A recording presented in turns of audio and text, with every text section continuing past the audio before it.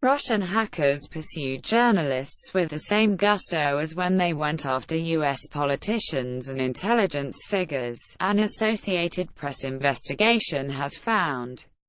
The espionage group known as Fancy Bear tried to break into Gmail inboxes of at least 200 reporters, publishers and bloggers as early as mid-2014 and as recently as a few months ago, according to an analysis of data supplied by the cybersecurity firm SecureWorks and interviews with more than 40 journalists. The list provides a map of the media outlets that regularly draw the Kremlin's ire. "These are journalists that bother them," said Natalia Gevorkyan, a Russian columnist who reviewed the data. Gevorkyan, the author of a book on Russian intelligence, said the hacking campaign appeared geared to collecting private emails, which they can use as leverage for later. The list provides new evidence for the U.S. intelligence community's conclusion that Fancy Bear, which SecureWorks calls Iron Twilight, acted on behalf of the Russian government when it intervened in the U.S. presidential election, a charge the Kremlin denies. It also provides a kind of who's who of Russia reporting and independent journalism, covering Washington, Moscow, Ukraine, the Baltics and elsewhere in the post-Soviet sphere.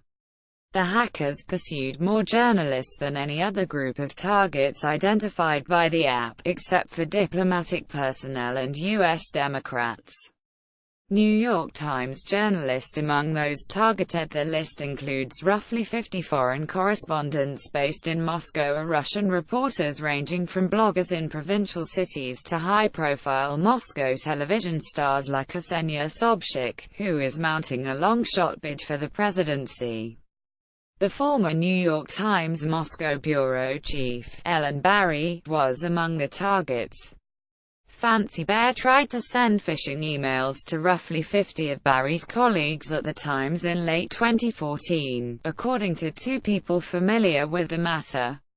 New York Times journalist Ellen Barry's email was among those Russian hackers tried to break into. Elliot Higgins, whose open-source journalism site Bellingcat was repeatedly targeted by Fancy Bear beginning in early 2015, said the phishing attempts seemed to begin once we started really making strong statements about MH17, the Malaysian airliner shot out of the sky over eastern Ukraine. Bellingcat played a key role in marshalling the evidence that the plane was destroyed by a Russian missile, Moscow's denials notwithstanding. The clearest timing may be that of writer Adrian Chen, who has often covered the darker reaches of the Internet.